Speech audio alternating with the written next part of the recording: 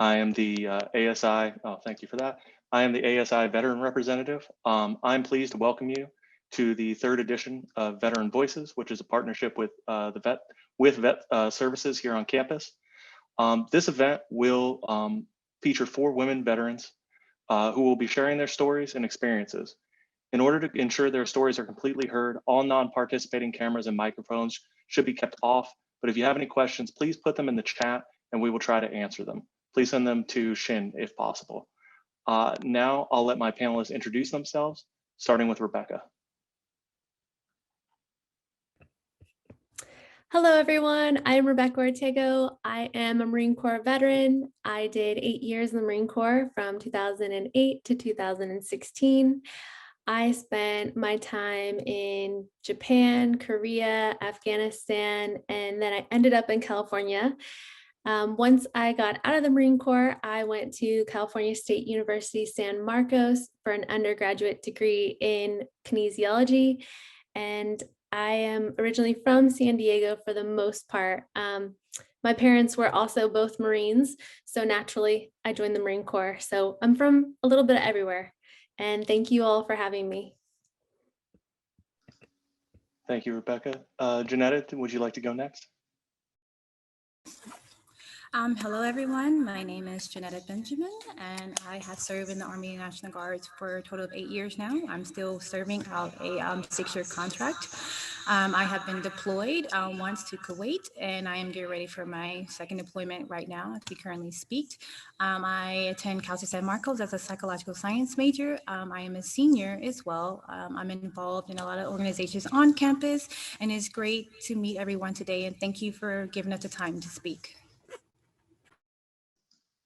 Thank you, Janetta. Julia, would you like to go next?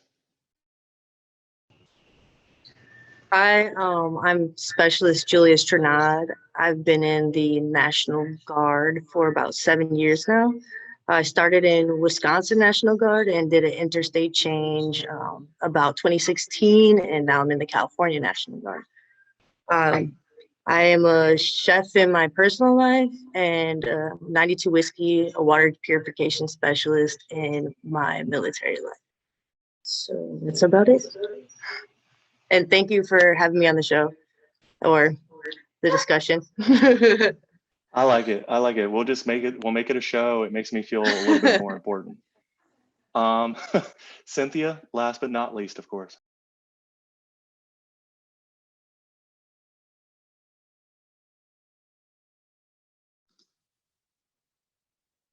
I believe you're still on mute, Cynthia. Oh, there we go. Nope, nope.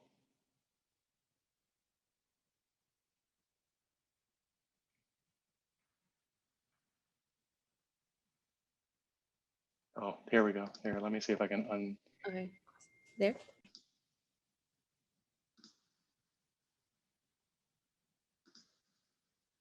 Can you guys hear me?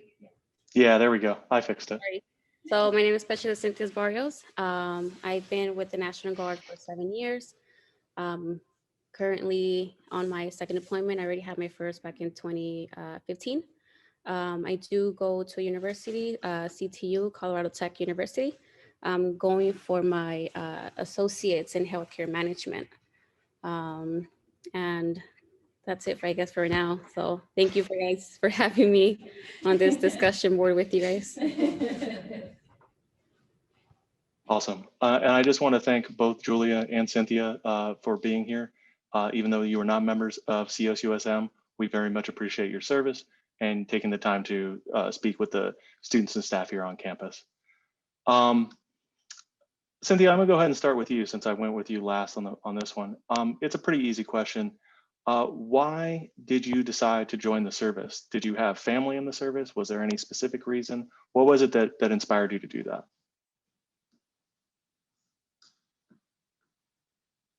Yep. You there. Yep, I got you. I got you. No, I was actually the first one to go into the military. I was more of a test dummy, for sense, in my brother's opinion. I honestly went in, at first I went in because of the benefits that I could have for my children. Other than that, I honestly was just going to finish my contract, but I think I signed for a 6-year contract. But I actually enjoyed it. I like what we do. I'm an aviation 92 Fox, which is petroleum specialist. So we work with a lot of, it's pretty interesting. So working with different type of birds.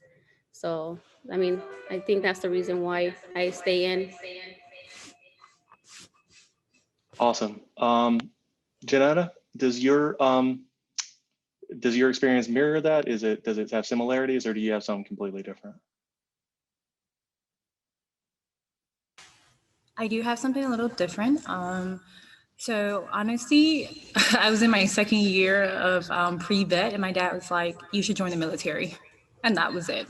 I didn't think twice about it. Honestly, I did not want to go into the military. I never thought of it being a part of my life.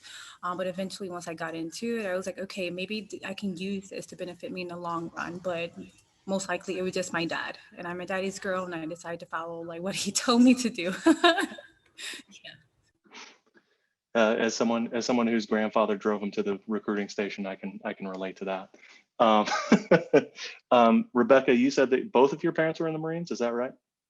Yep. So both my parents were in the Marine Corps. I grew up around it. Like every holiday was spent at the hangar. You know, Santa Claus would fly in on the jet. And it was just all my life.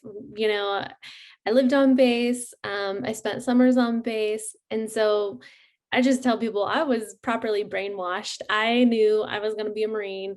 I used to dress up as a Marine for Halloween, like all the time. And I was just such a tomboy. Like I loved just doing anything outdoors. I wished back then like girls could join Boy Scouts because I was just always outdoors, always just trying to build something with my hands. I knew I never wanted to do a desk job in my life. So it was just naturally something I wanted to do. I didn't want to go to college right off the bat. So I joined the Marine Corps when I was 17. Wow, 17. I served 12 years, and I can't even imagine getting in that early. Julia, how about you? Did you have any family, or did you just join? Did you join for a different reason? Honestly, my grandpas both were in the military, one in the Navy and one joined the Army. But I didn't join because of them. My family's kind of against joining the military. They're kind of overprotective in a way. So they're like, they were like, "You join the military? Why?" you know. But I joined more because I needed discipline and direction, and then the benefits, of course. The reason I joined the Guard, I thought it was like kind of dipping your toe in the pool before you jump in. So like active kind of was too scary for me. So I'm like, let me try this reserved duty before I go full blown. And honestly, it gave me a lot of opportunities and benefits, and you meet a lot of people. And I don't know, it's been really good to me. So like, I'm glad I did join. Awesome. All right, now we're done with the easy questions where we just get to talk about ourselves, right? Janetta, I'm going to go ahead and start with you. How has being a woman in the military, how has being a woman affected your time in the military? Has it been an overall good experience, bad experience? Has it been a mix? What would you say to people who are wondering what it's like to be a woman in the military?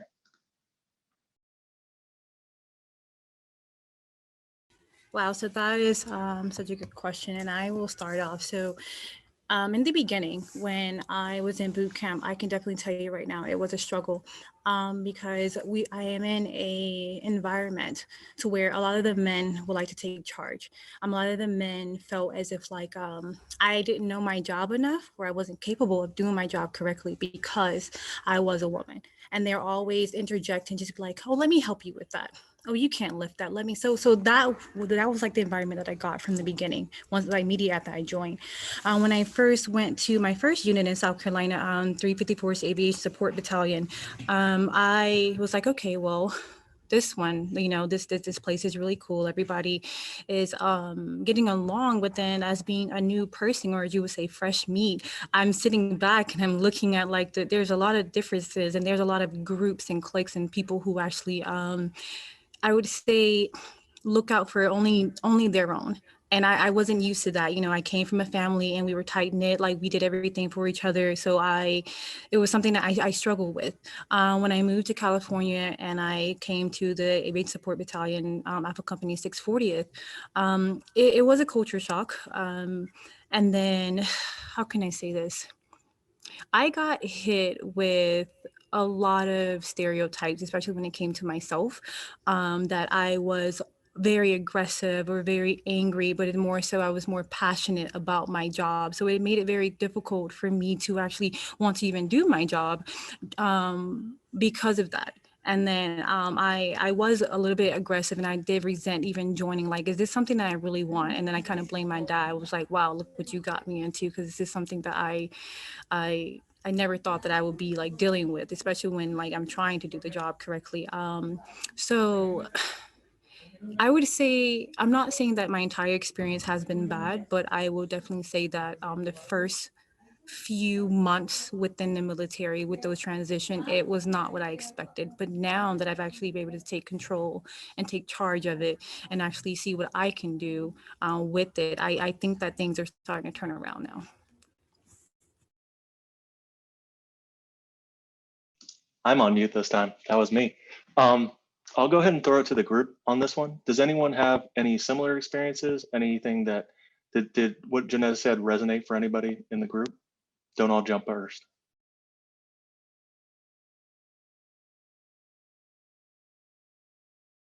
If you want to speak, go ahead and just unmute yourself. Touching on the basis of like guys wanting to help you because you're female, that definitely is a big thing, I feel. But once you get with your squad and you guys get to know each other and you get to know how people work, I think the guys start to respect the women in their squad. And honestly, we're all in the same platoon, Benjamin and Barrios and I feel like the females kind of like, not knocking the males, but the females are kind of the backbone and like the organizers of the platoon, and the males respect it, and it's a great flow. So as you are in a platoon or a squad for a longer period of time, you get to know everybody, then it becomes like it just flows. Cynthia, would you agree with that? Is that something that you feel? Do you feel that the longer that you're in, do you feel more at home within what you're doing? Oh yeah. Within the unit? Like this whole entire platoon, I can say I consider a handful like family. It's a whole different thing. Like obviously you have your family back home, but when you're with this type of family, it's a whole different ball game. It's like Stranad said, now I went through the same thing as Benjamin did. Like, you're a female, men want to go ahead and try to help you out. But once we get in this whole routine, the males are the ones that come to us to try to figure something out. So it's like the tables turn in a sense. So it's a different thing. So Awesome. Rebecca, you had a different military section, right? You were with the Marines. I was trying to figure out the correct way to say that. Yep. Did you have any different experience, any similar? What would you say your experience as a woman in the Marine Corps was like? I think one of the unique things up until recently that the Marine Corps did is we used to never train with our male counterparts in basic training or boot camp. We were always segregated, males train with males, females with females. And then we just lifted, I think the Air Force just did as well, the transgender people that identify as transgender are also allowed to serve now. It used to be a big thing that we were against for, I'm not even sure why, but it's like we're finally starting to integrate and be more open-minded but a lot of jobs, what we call military occupational specialties, a lot of jobs still only allow for males. So I was a combat engineer. I did demolition, construction, sweeping for landmines. And so that was a male dominated field that was only open to females in the last decade and a half. So when I talk to like old timers, when I talk to people from other wars, like men that are like 80 years old, veterans that are much older, they would be like, combat engineer, women can't do that. And they couldn't, they used to not be allowed to. So I knew that I was going into a job specialty that would be very male dominated. I mean, construction in the civilian world is pretty male dominated, but I was usually one of two females or the only female. And I never felt like I had to prove myself. I felt like we already did that in basic training and everyone was past that idea of having to prove yourself. What you did need to prove was your leadership skills. What can you bring to the table? What life experiences do you have to offer anyone that is also coming into the military younger than you? What knowledge are you going to give them about your job, about life? How are you going to take care of them? That's really important to us, those leadership skills. And as a female, you have that unique ability, that maternal instinct to help people. And that's what makes us so beautifully unique, is being able to help others. And there's nothing weak or bad about it. And so I really embraced that when I was in the military. People knew that they could come to me if they had a problem, if they just wanted a, ear to talk to that maybe they can't talk to the rest of the guys about. And then usually you start to get a little bit more separated as you move up the rank, because there's not as many of your rank, or as you promote through the ranks, there's not as many. There's a lot of people that are in their first 4 years that are E1, E2, E3. But then as you move up, you start to also move off base because you rate housing. You might be married to a significant other. You might have kids. So you also start to create that distance. And I think that that helps also reinforce that professionalism.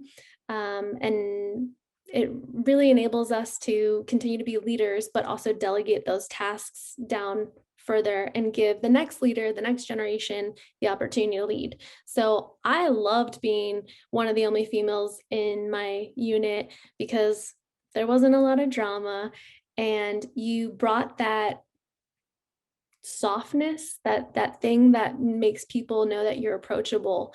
And I really embraced that. Awesome. I'm actually going to spin it right back at you, Rebecca, because you kind of turned right into my question that I was going to ask next, which is in regards to the leadership, right? And how you could provide that. And I wonder, during your time in the service, was there any women in leadership above you that you regarded as a role model? Were they in specific roles that you were like, were they officers? Were they enlisted? Was it a mix? And do you think that that was important for your time in the service? Like, did that let you know, like, hey, like I can get to that point? So during my time, I was in only a few years after the job that I was doing had been open to women. So there was only an opportunity for maybe one or two rank above me to potentially have started in that job. And as their original job, sometimes you move and do other jobs throughout your time in the military. I had the only female staff NCO. So she was my supervisor, my direct supervisor. The only female staff NCO that had ever started as a combat engineer in the Marine Corps. Some people have lateral or transferred into that job from a different job. Maybe they were a chef beforehand and then decided to go do combat engineering. But she was inspiring. She was just so impactful on my career, because during that time, we also repealed Don't Ask, Don't Tell. So you were allowed to be openly gay and you weren't going to be punished for it. And she had a significant other. And so it was good to see a representation of a female, a strong leader, someone that has been like an OG in our MOS. And then she was also just unique. And brought the way she held herself, she was so professional. And being able to also be the ambassador and answer some people's questions, like, what's it like to have an openly gay staff NCO? It's not different than anything else. Like, it was awesome to have that experience with her. Awesome. Julia, have you had any women leaders since in your time in the service, and did they provide any guidance for you as you move through the system? So my MOS is very small. Like, there's not a lot of 92 whiskeys. And I'll say this, I haven't really had a female role model that's in a higher rank, but as a specialist, I've looked to other specialists. Like, they call it the specialist mafia. So I've had a lot of strong women, not necessarily in the rank, but in the mindset, if that makes sense. So I've learned a lot from my peers. Awesome. It's good to know that the mafia is it goes across the spectrum. We have the E4 mafia in places where I've been at, so I respect it. Cynthia, do you have any experience with any women leaders in your time in the service? I'm the same with Janad. It's very male dominant, our MOS, but I keep really close tight bond with Benjamin, with Jonetta, sorry, and we I guess what her knowledge, I'll pick some knowledge off of her, and she'll pick some knowledge off of me. So we work together a lot. So she'll be my female dominant in a sense on certain stuff. So. And you, Janetta, any leaders? Would you are you going to turn it back on Cynthia and say that she was your leader? She was. Like, I'm just gonna. Yes, she was. Like I said, the E4 Mafia is strong. But the one thing I can say now, since I am looking forward to moving over to the officer side or the commission side, there were a few women that I have starting to look up to. And the reason being because, I hate to say this, they are women of color, and you really don't see a lot of women of color in the officer ranks. And I feel like they have contributed more to, like, trying to my decision to moving to the commission side, and trying to get into that job that I want to, which will correlate with the job I am trying to do on the outside, which is trying to be a child therapist or a psychiatrist, so a behavioral health officer on the commission side. But right now it's Cynthia, because, like, you know, when we're in the office, like I said, she picks my brain, I pick hers. When we're on the outside on the airfield, I pick her, she pick mine, and that's just how it is right now. I could hear the freaking horn going off in the background, and I got flashbacks. But I loved it all the same. I'm gonna ask a bit of a long question, so I hope if you guys have any questions about what I'm asking, just don't hesitate to interrupt me. I know that, like, within the last 30 years, right, like, women weren't even allowed on ships in the Navy. And yeah, I think within my time in the service, they allowed women on submarines. And in my last duty station was the first time that they were allowing women into combat roles in the Marine Corps, at least in the area that I was at, right, with the infantry and everything. And I was wondering, if any of you feel that the progress that's being made, is it happening fast enough, or is it happening at the speed it needs to? And do you feel that there's been enough support for women as they continue to allow people to equal access to jobs within the military? Cynthia, I'll go ahead and start with you with that very long question. So if you have any questions about it, just let me know. Oh, you got to unmute. Oh, do I have to do it again? No. Oh, there we Okay. go. So that's a good question. I believe that it's going, well, for me, I believe it's going at the speed that it's supposed to be going. But support-wise, like for my unit, I feel like if we were to actually go front, I think they will support us as the females going as well. I feel like they'll be more careful in a sense, but I don't know. I don't know how to answer that one, to be honest with you. It's kind of hard. I think that gender roles are really important, and the expectations have changed. And I think we've destigmatized a lot of things in the military. Transgender, identifying people being able to serve. Like, why was that a question? Um, if someone wants to serve their country, why is that a problem? And openly gay serving military members, like, what does who I date or go to bed with have to do with anything about my job? Like, how I could be a chef, how I could pump gas into a 7-ton. Like, it's just so silly, some of these things that we've stressed for so long. Even segregation in the military we're still coming a long ways. We just have so much progress we've made and so much we still need to do. And in the Air Force, they've been making a lot of progress lately. They just started allowing women to have braids, like 2 braids down, 1 braid, because you usually have to take your hair down to put on your flight helmet, for instance. Letting females that are pregnant wear a flight suit. They had to do bigger flight suits that allow, because we have military uniforms for maternity uniforms for women that are pregnant. They add material here and there. And the backlash of a flight suit was incredible recently on social media. It was like first the braids, now the flight suit, and females fly all the time. You go on an airplane, there's probably a pregnant woman flying.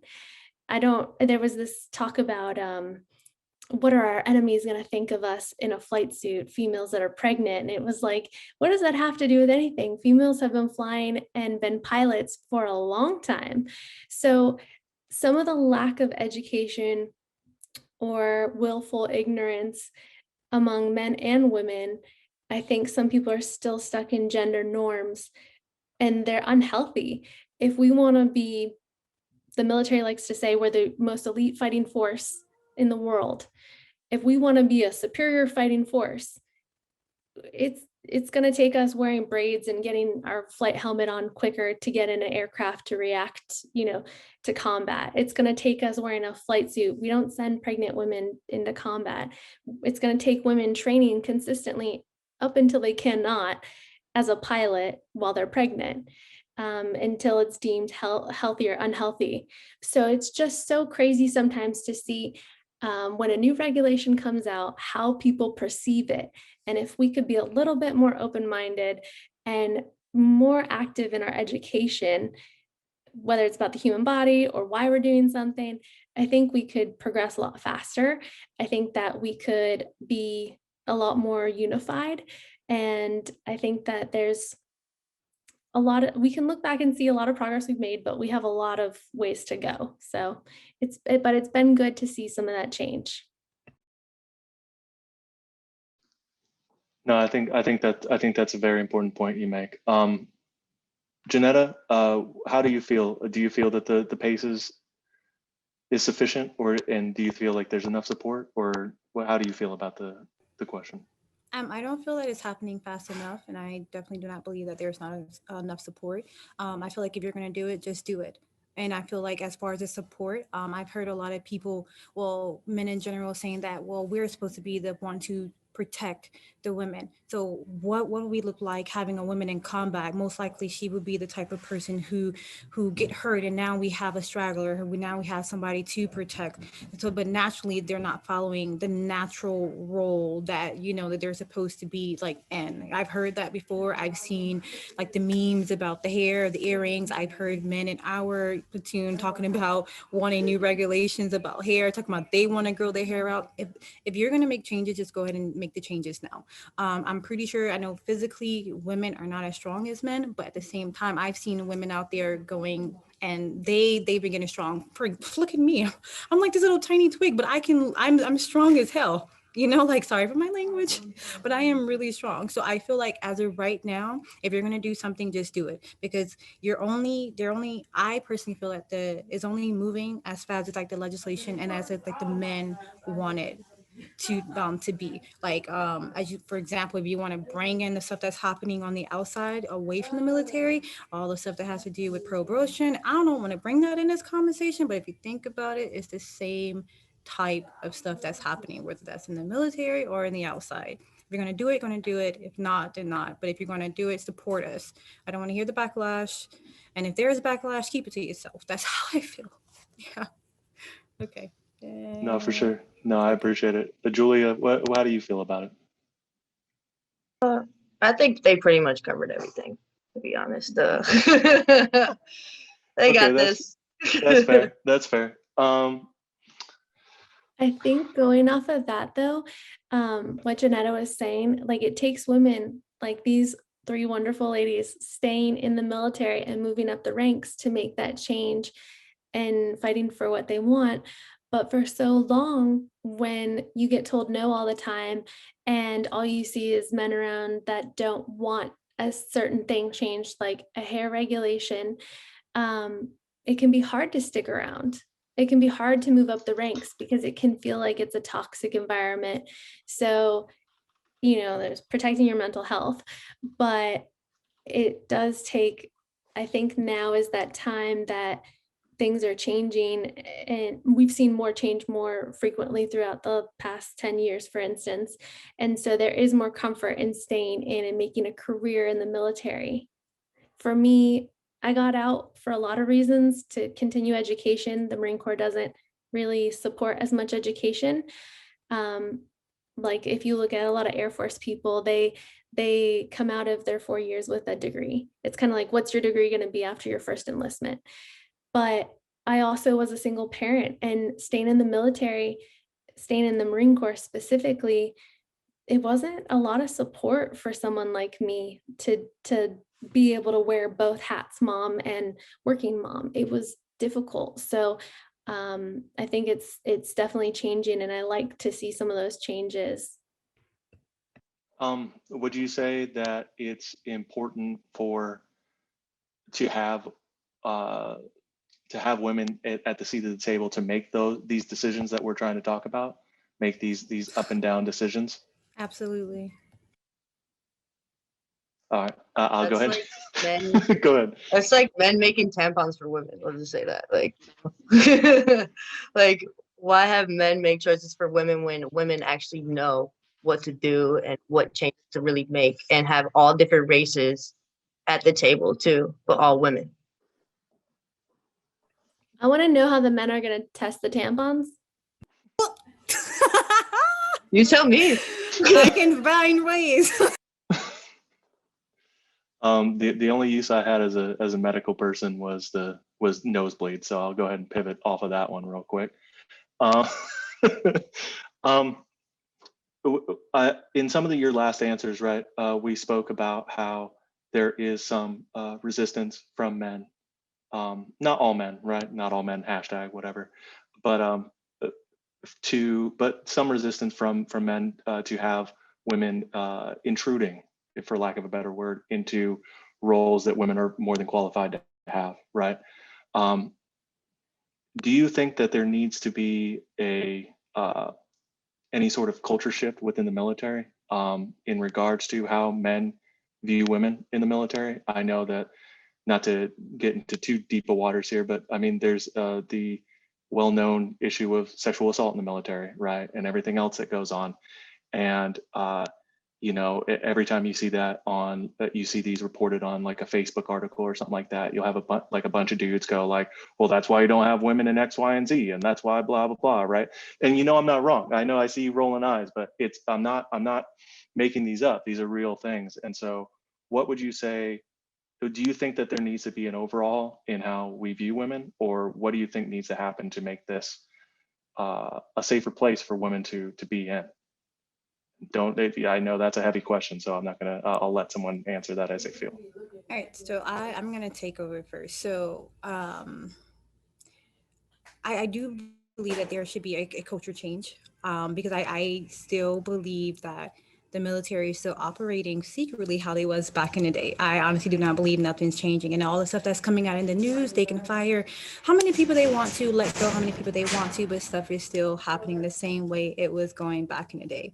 And I'm about to get a little extra on this camera, so please disregard my language, guys. So in my old unit, I literally was called, oh, you're a comeback. Like literally, that's what you're in the unit for, to be a comeback. Men, mostly when they see women, they see us as capable of doing work, but they also see us as being like somebody that they can sit there and just, get away with and do whatever they want to. I was married to a Marine once. I used to live on Camp Pendleton, and I can definitely tell you that when I first moved here, the shift that I did, because he deployed the same, like literally 2 months right before I deployed.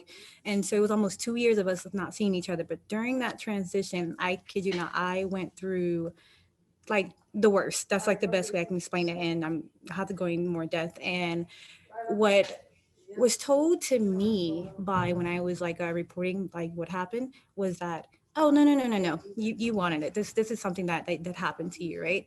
And literally, even though I filed it, I called, check up on it, there was no case.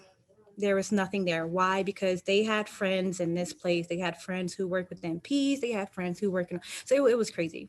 So with that being said, if the culture do not change, we need also women in the military who's going to also speak up as well. Because I've seen women who've seen things and they turn blind cheek, or because they don't like this person, or they don't get along with this individual, or they like the attention, or there's just something, or they want to stay on the good side of these men.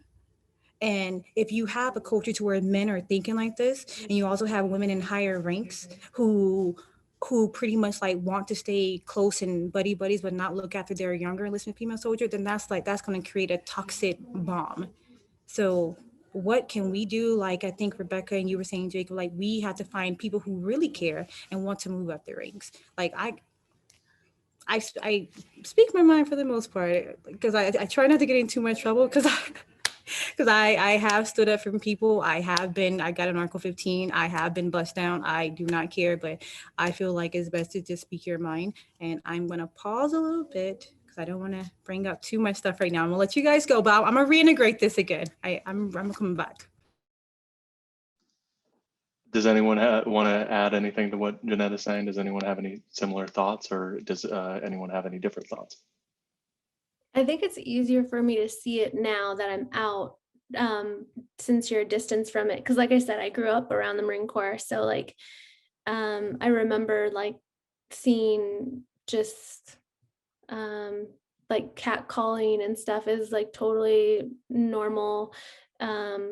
It's just such, there's so much like training and stuff that goes on that you have like that high testosterone level that you're very competitive in the military. So I think that adds to like maybe like competition of females, like competition towards getting females, or just all this masculinity and like macho man type mentality.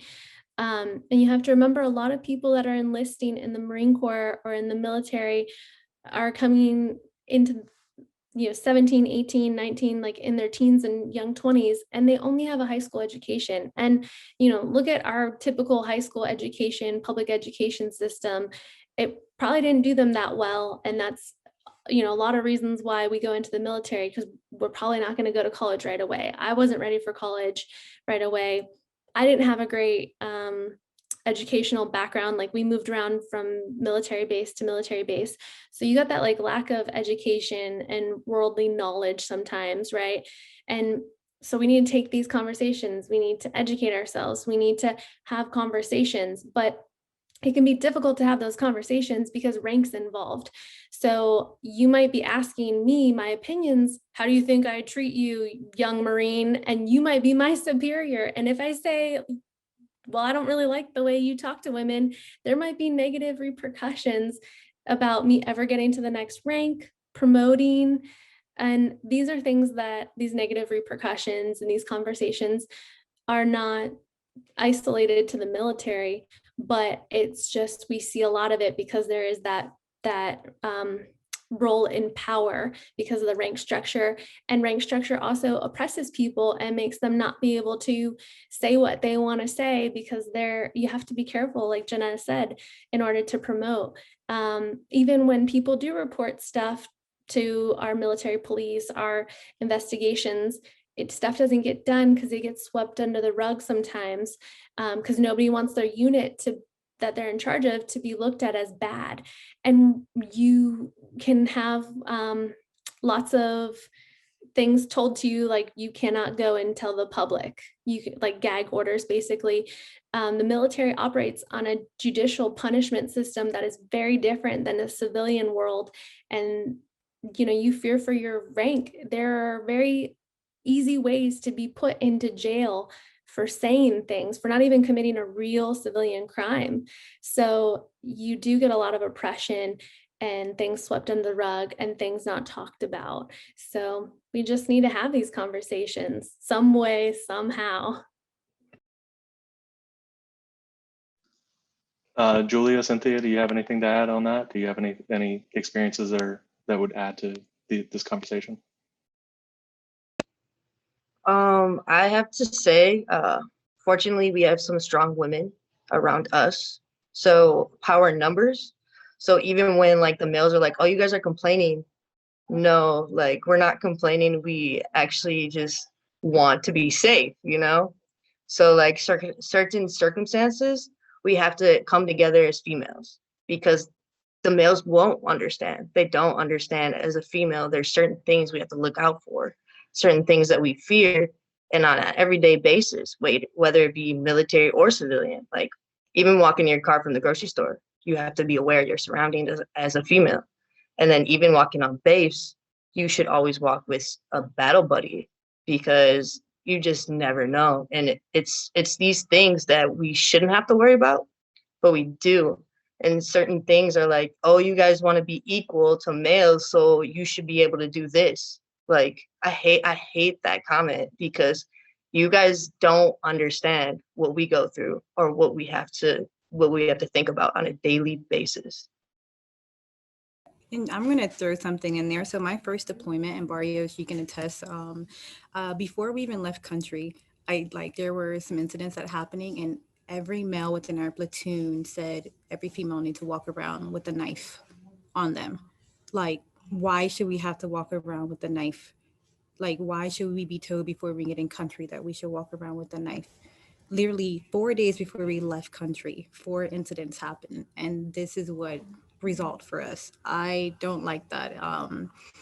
The culture needs to change, and hopefully, the mindsets of people change. Because hopefully, we don't see women in the military. I don't believe so going around doing this. But correct me if I'm wrong. Like I don't know if women actually go around beating up people and trying to take their stuff. Like I don't know. Just correct me if I'm wrong. But maybe just like a class that just need to be dedicated just towards men, not just women itself, to try to reintegrate them and reteach them, what you wouldn't do this to your daughter, your wife, or your sister, or anybody, your auntie, your mom. So why would you do this to somebody else that you work with, your comrade?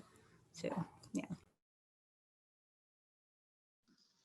No, I think all of that is really important. And I think it was maybe the most important thing we've talked about in this thing, right? It's hard to talk about, but I know even this year we had someone who the commander rescinded a guilty rape charge, right? Because they had the commander discretion and everything. And I saw that, I think it was like a month ago. So it's still a active issue. And so I don't want to, just before we finish, I want to thank you guys for being willing to share your experiences on this. I have one final question that I kind of want to ask each of you. And it's really just, what lessons have you gained from your time in the service that you've been able to bring to your community, whether that's your college community, whether it's your personal community, whether it's your personal life. What have you learned, good and bad, from the military that has that you've been able to take back to the people and places that you care about and give back in a certain way? Cynthia, I'm going to start with you. I respect and discipline. You see a lot of people, I guess, not respecting. There's a lot of non-respect, but I think even to my own family, my kids, I've taught them discipline, respect, and to be honest, is self-worth. It's a huge thing, especially now because I have a daughter and I want her to. She's gonna obviously see me when she grows, and I'm still gonna be wearing the uniform. And what I want her to know is, you don't have to be a male to be strong. Myself, I can say I'm a pretty strong-minded person, and I guess I've taken a lot, but mostly is self-worth, strong, discipline, and respect.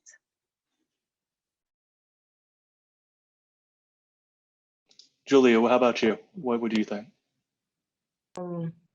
I'd say I've learned pick your battles, even like carrying on to the civilian life. Do not blow up patience, confidence, and thinking logically, which the military kind of doesn't, but it's like, why is this wrong? So it makes you think of like how to do it right. So I carry that into my civilian world and like really use it. Also, I'd have to say, not working, try not to work for anybody else, because like the rank system, like we talked about, some people don't deserve that and they just ranked up, and that's in your civilian life. You have a boss and like they're just not the best, and I really just don't like. I'm entrepreneur. Like definitely don't want to work for anybody, and this helped me realize that. But I got a lot of good things out of it, and embrace the suck. Make good out of a bad situation. One thing I'll add to that, Julia, at least when you have a crappy boss in the civilian sector, you can just leave, right? Janetta, how about you? What I've taken from the military that I can reintegrate back into the community and my school is leadership, courage, diversity, and inclusion. It takes courage to be able to stand up for things that's not right. It takes a strong leader to be able to stand there with someone who don't have the courage to speak up, and also to be able to lead the people into, I guess, anything. Being ever that right example. Not all leaders are like Captain America. Like, you lead how you lead.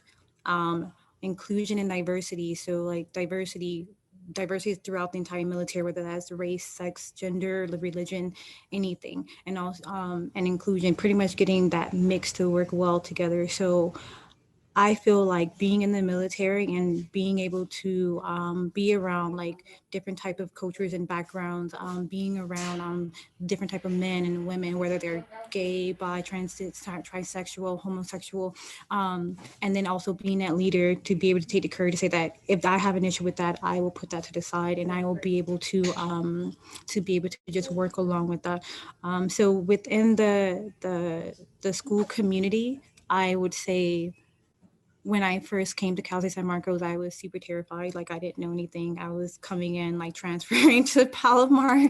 So I didn't know anything, but I was actually scared. But the training that I learned in the military, which is that courage and the leadership that I had in the military, was like, okay, you know what? You need to go back and you need to recheck yourself and remember who you are and go out there and show these people what you're made of. Like, there's no point of you being any type of different than you are at school, than you are in the military. Because when I put this uniform on, I am a complete different person than I am at school. And I want us to be able to show that type of strength and courage that I have in the military, that I have on campus, to be able to lead people, to show them that there are a lot of things in life that you can do. There's a lot of things in life that if you want it, just don't be afraid to go for it. And I feel like I'm going around in circles now. But yeah, leadership, inclusion, diversity, and courage. Stand up for yourself. And and then also I do believe that's a reason why I changed my major. Because at first I was pre-vet, and then I became a teacher and I taught for a while, but now psychological science. And I am trying to become a psychiatrist to work with women and children who have done with sexual assault and trauma. And I'm also in the healing lab on Cal State San Marcos, the trauma and healing lab. So a lot of things that happened in the military have literally shifted my mindset and shift like my whole way of thinking, to where that now I hope that I'm able to be that good leader once I am completely out of the military and do what is right, stand by people. And I'm going to pause. Rebecca, what do you have? I think those were some really good ones. And that's really incredible, some of the stuff that you're doing. Because I went to Cal State San Marcos. So it's really neat to see, like, that's what veterans are doing on this campus.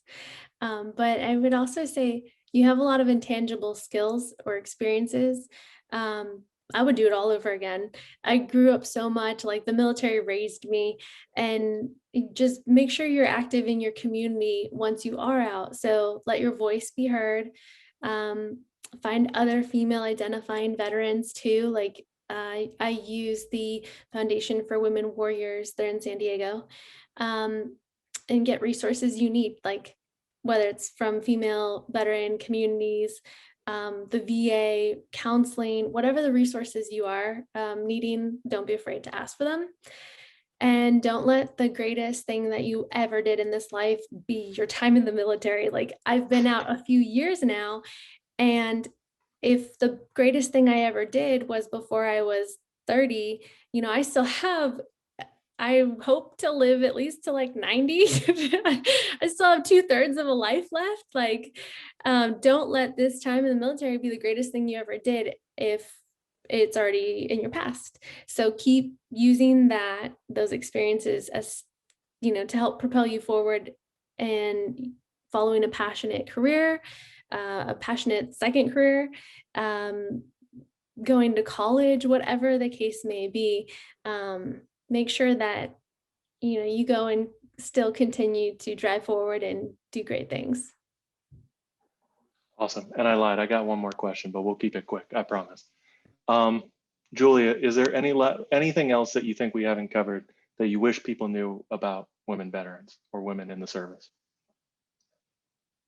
I think kind of what Benjamin said, like when you get to the power, when you get to that rank, don't forget where you came from, and always be an advocate for females, even if the males are going to be like going against you, because it's very important to stick together. It's very important to put your foot down. And you might be looked at as, like, excuse my language, a bitch, but it's just because you're female. If the males do the same things, it's a different story. But don't lose that. Don't lose that, and just don't forget where you came from. Rebecca, how about you? No, thank you, ladies, for letting me be in your presence. You guys just blew it away. I think you have a lot of really interesting things to say, and I loved hearing it. So thank you.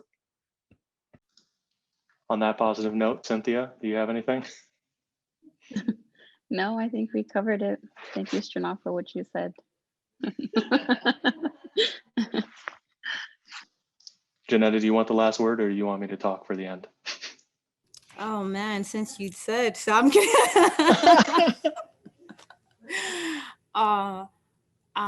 Just know that It is possible to create a family and create a bond and for things to go well within the military. I don't want you guys to believe that the military is scary, because it is not. It's just that there are some sick people in the military that makes it scary. And that's what I'm going to say. The military is not scary. It has benefited me in my life, paid for my school. It has helped me advocate for women and children. It has helped me become the leader that I am today, gave me guidance. So do not believe that it's scary. And if you, I'm not recruiting, but if you guys want to come, I would suggest go to the National Guard first, okay? Go to You the can still have National that, Guard. yeah. You Don't still go have to the the Marine civilian world, okay? You still We'll have call your you Uncle civilian life. Sam. Really? Wow, okay. I'm not recruiting, but if you still want a civilian life and also taste the military, come to the National Guard, because that's something that I am very, very happy that I did. I don't think full-time military is for me, but being in the National Guard and deploying gave me the same benefits, and it made me now a stronger person, and made me now realize I can advocate and that I have a voice to advocate for people who don't have that voice, and that's it. Awesome. I think I've said awesome like 20 times in this conversation, so I'm going to stop saying that. I want to thank each and every one of you women for being brave enough to come and talk with me. I know that some of these questions might have been on subjects that are a little hard to talk about. If that's the case for any of you or anybody in the audience, we also have Ryan Stevenson here. You can reach out to him and ask him for any support that you need. But for the four of you, I just want to say thank you so much. Your experiences are very important for people to hear. The image of veterans should not just be one thing. It should be everybody's the same. Everybody can serve. Everybody does serve, and you four are proof of that. That women can serve with dignity, bravery, respect, all that good stuff. And I would have been honored to serve with any of you, just as I was honored to serve with the women that I did serve with. So with that, I want to thank all of our attendees for coming. And I want to wish everybody a good afternoon. Thank you.